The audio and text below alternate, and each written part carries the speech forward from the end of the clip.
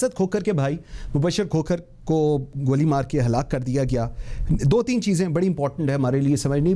Security आपने वो इसकी सेंसिटिविटी समझनी है, कहाँ पर लैप्स हुआ ये चीज़ समझनी सबसे इंपॉर्टेंट है। उसके बाद फिक्स करें रिस्पॉन्सिबिलिटी। नंबर वन, ये चीफ मिनिस्टर का प्राइवेट प्रोग्राम था। चीफ मिनिस्टर पंजाब पाकिस्तान तरीके इंसाफ, इन लोगों को ये चीज़ समझनी चाहिए कि they have to work by the book. Green book है जो फेडरल में चलेगी, जहां पर प्रेसिडेंट प्राइम मिनिस्टर जब भी निकलेंगे उनके साथ एक protocol, and that's not exactly the protocol. Please change the name of this. That's basically the security which is given to the prime minister, to the president, to the chief justice, and it's mandatory. You cannot forgo that. Similarly Punjab के अंदर green book है जहां पर chief minister Punjab, governor Punjab कहीं जाएंगे, and that needs to be ensure. Number one, VIP security option नहीं है, it's mandatory.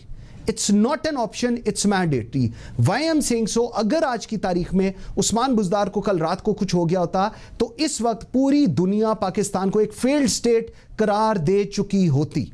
Number three, CSO to chief minister, chief security officer to chief minister. एक एसएसपी होता है, एसपी होता है, वो वहां पर सिर्फ खाना खाने या बैठने के लिए नहीं बैठा हुआ।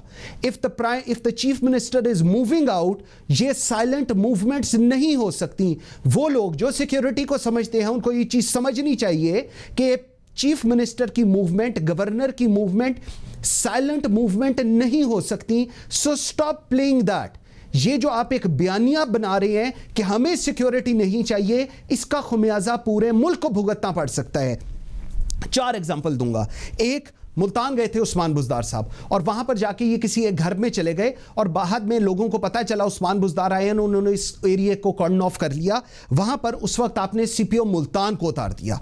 उसके बाद आप सियालकोट गए, सेम इंसिडेंट हैपेंड। आपने नहीं बताया कि मैं आ रहा हूं या मेरा विजिट है, और वहां पर सिचुएशन हुई, आपने डीपीओ सियालकोट को उतार दिया। उसके बाद फैसलाबाद आप जा रहे थे, आप ट्रैफिक में फंस गए थे और आपने सीटीओ फैसलाबाद को उतार दिया।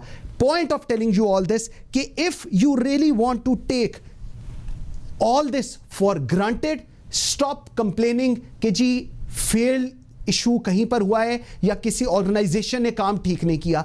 आपने एक चीज का बताते नहीं। आपके सीएसओ, अगर किसी को हटाना है तो वो सीएसओ टू चीफ मिनिस्टर को हटाना चाहिए कि क्यों नहीं तुमने बताया पुलिस को और इंटेलिजेंस एजेंसीज को कि चीफ मिनिस्टर जा रहे हैं। जिस शादी पर वो गए थे वहां पर लोगों के पास, आप एक चीज जो आप लोगों के लिए समझने की जरूरत है, एक बहुत बड़ी शादी है, पंजाब की शादी है, सिंध की है, कहीं पर भी, वहां पर आप हर बंदे को प्रैक्टिकली यू कैन नॉट, उस बंदे की आप तलाशी नहीं ले सकते।